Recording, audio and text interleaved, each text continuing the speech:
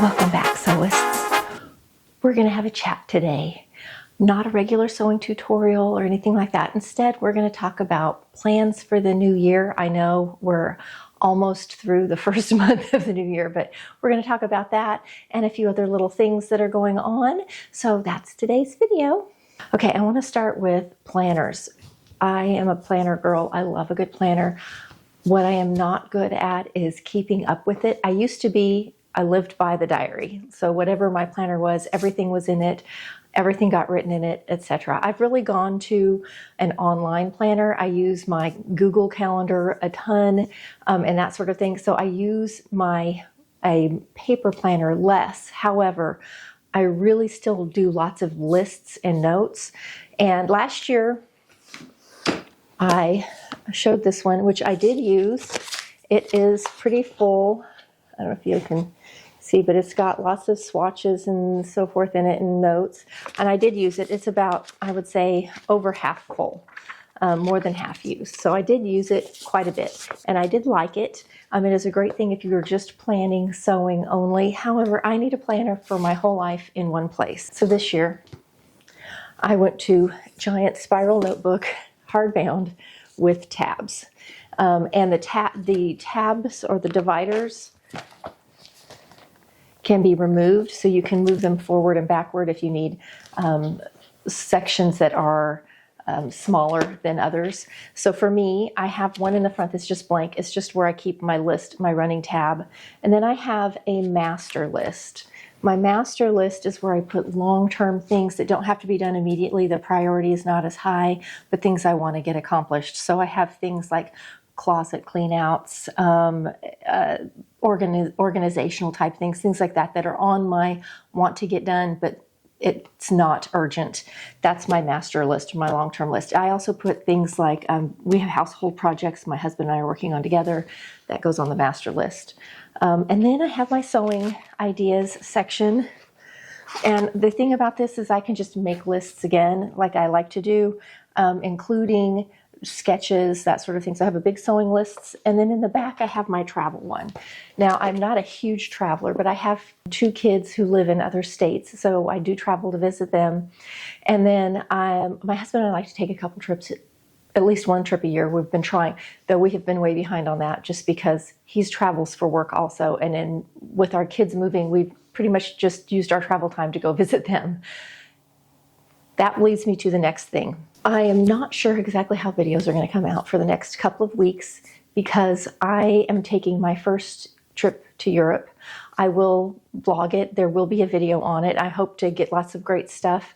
I'm going to go with both of my my daughters, my 2 older kids are big travelers and do lots of things, especially my middle one. And I'm going to go on a little trip with one of my kids to Europe for a short trip. So very excited about that, but I'm going to be gone for a full week and not getting a ton of sewing done in between. I was going to sew and kind of have videos ahead so that they could just load. And then I ended up having surprise company twice in 1 week. So I literally had 7 days of company.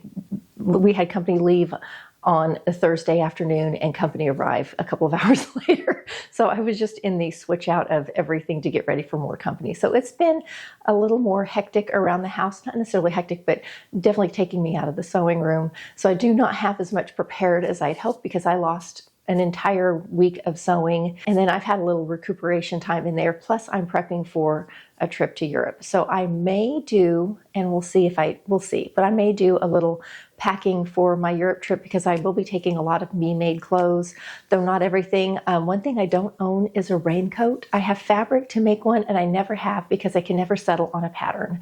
And so I just ordered a cheap raincoat because it's not going to be very cold, but it's probably going to be a little bit rainy while we're gone. So I got a raincoat and a few things like that. So I may do just a little getting ready for my trip video. That may be next week's video. We will see if I even have a video. So I'm just giving you guys a heads up. If you want to hang out, if you're like, but there's so, I still want to sew. I have over 300, I think I'm getting close to 400 videos. I need to look. I'm not sure how many videos I have. I'll put up here how many videos I have. Almost all of them are sewing or sewing related.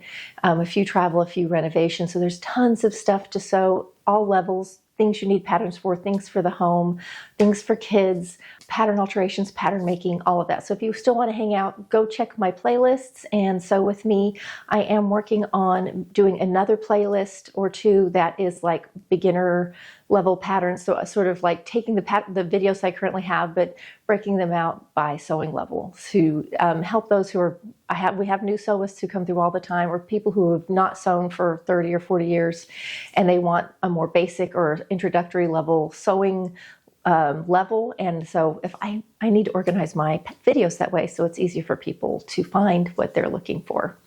I may also, and I don't know, you please let me know if this would be helpful, if I did playlists by pattern company, McCall's, Simplicity, Butterick, Vogue. I have not broken them out that way. I do usually put them in the tags, but I don't have a playlist that way.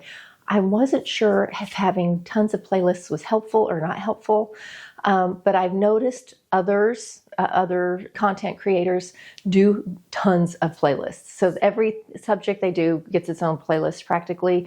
And I would not sure if that's helpful or not, or if you even look at playlists. So if you have comments on that, leave it down below. Let me know. That'll help me as I'm trying to organize. It'll take me a long time to reorganize hundreds of videos into new playlists. They are not going away from the playlist they're currently in. That will just be added to yet another playlist for an easier way to find them, if you think it would be helpful.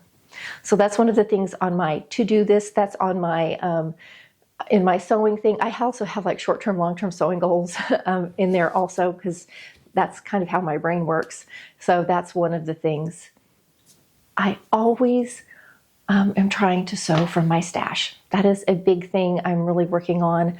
I am ordering some fabric recycling bags, and we're going to do a little video on what that's like and the company and what happens with it. So that's coming up. I just don't have them here yet, but I have lots. I have been keeping large scraps, and I do use them, but it's becoming overwhelming to me to have so many large scraps that I eventually may or may not use, but they take up a lot of space, and I am a person that the clutter really gets to. I need my spaces open and clear and organized and clutter put away.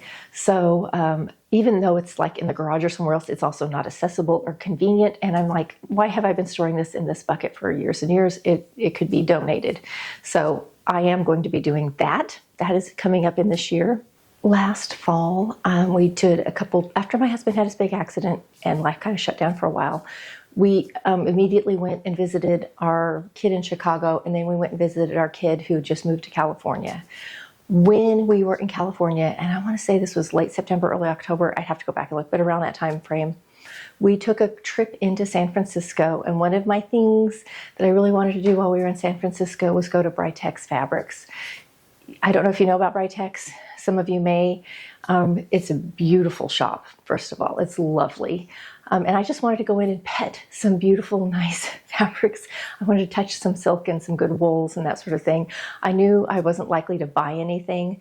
It was my daughter, their partner, my husband and I, we were all together. And so we had two fellows along. And my husband immediately was like in panic mode when he walked in and he was just looking at everything. He's like, oh, this is beautiful. He's very lovely about going to fabric stores with me. He looks at fabric. He's like recommends stuff. He tries to be involved, which is really wonderful. But this one made him so anxious because of the prices. And I understand, because the first bolt he walked up to, I was admiring this lovely silk. It was just speaking to me, and I just had a jacquarded pattern in it, a little bit of Britex. I did not take much. I really just absorbed myself in it. I wish I'd taken some pictures with the people working. I follow them on Instagram. They're all lovely. I saw the wonderful man who does the Instagram videos with the beautiful mustache, who always looks so dapper. It was a great visit. But the bolt price was $175. And my husband asked, is that the bolt price or is that per yard? Because he knows enough. He's lived with me. He understands how this works. And I said, Matt, this is an imported Italian silk. This is by the yard. Of course, we have now, everything's more expensive right now because we have tariffs on top. So their prices have gone up quite a bit because of how life is. So it was quite expensive. And of course, I didn't buy anything. I did consider buying like 2 yards of one silk. Super inspired me. I thought, if I buy this, I'm going to just make like a caftan. I'm just going to make a big block with a neck for my whole and just wear this gorgeous. It drapes beautifully. The pattern was so large, I wouldn't want to interrupt it. It was just so gorgeous. If you're a creative person, or at least like me, I can go to an art museum, I can go to a beautiful park, I can go to a fabric store like this, and I get inspired. In college, I did fabric painting, I did silk painting, and as just part of a class, but I loved it. It was so much fun, and it's like watercolor. After seeing this bold, vibrant, sort of fuchsia colored silk with a black, enormous, it was like a full yard, the repeat, width and length, it was huge, of this looked like freehand black drawn flowers. I can't replicate that, but I could do something. I'm inspired to silk paint again.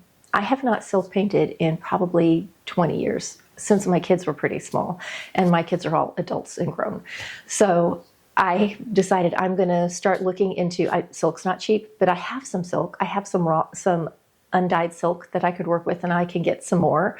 And it's not going to be $175 a yard. It'll be more like $30 a yard, and I can get the texture if I want a chiffon or if I want a charmeuse. I can figure that out. So I was like, I am going to get the dyes, figure this out. We'll have to make a frame. It's silk, painting on silk is its own special thing, but it's really lovely. It will be a spring or summer project because it's something I will probably set up outdoors where I'm not worried about the dyes dripping on my wood floor or something else. And that's how I've always done it in the past. I just do it when the weather's nice outside. But my husband will help me build a frame, and that is coming up. I have ordered the dyes. I have my dyes here. I have a scrap or a small piece of fabric that I can just do my test swatching on. I want to do some more silk painting. I may start with just making like a pillowcase just to do my tester, but I would love to do, like I originally thought of, like a big silk drapey over caftan type thing that I could just put over anything that would look beautiful and lovely. So anyway, that's on my list of important things that I really want to do this year. I will have it'll probably be a whole series. The dyes have changed since I have the same brand. I've ordered the same brand that I've used in the past, but they change how they do it now. So I have a bigger learning curve. I've got more to learn this go around. The painting part will be, I'm not the greatest artist, but it's a watercolor and you get what you get, and it's sort of a fun and interesting thing. You can lay a picture below to trace out over, and I'm very excited about that. That is coming. That may not be for everyone. And the nice thing about silk painting, if you are artistic, you can paint on a heavier silk. You could paint on silk and just hang it on the wall, make it a piece of art also. You don't have to wear it. That's one of the things that's on my interesting, different things that I want to work on. I have hats. I really want to work on some more hats. I talked about that at the end of last year. I have a couple of patterns. I'm going to revisit the Elsewhen company. I made a really cute hat by them, and they just have really nice patterns. I like the way they're put together. They have really good instructions, and they have really cute sort of vintage styles. So I think I'm going to go back and check out some more Elsewhen. I have another one I've ordered and downloaded, but I may get a different one. So hats are on the list. Okay, I'm going to completely switch gears and just share something that has come into my sewing room that's really special. So I'm very fortunate that growing up, my mother could sew. I have an older sister who is a phenomenal seamstress and artist, who was one of my main teachers, who really inspired me and encouraged me and has just been wonderful in my life. And for Thanksgiving, we got to all be together. It's very seldom that all four of us siblings are together. We live in, three of us live in Oklahoma, but one of us is in Houston, and that's my oldest sister. And so when she visited for Thanksgiving, she brought me my grandmother's thimble. It's in a little thing, but this was my grandmother's thimble. This was my dad's mother. She made her living as an artist, and she was also a very talented sewist. So I will tell you, I have a very special memory. In college, at the end of college, I was making my wedding gown. I got engaged like 2 weeks before school was out. So I was draping my pattern, and I came home to visit right before was like dead week in finals, and I had all my projects were done because I'm that kind of person that I'm always ahead a little bit. So I got to go home, and I brought my dress form and everything I was doing, and I was draping in my parents' home, and my grandmother was visiting from Colorado.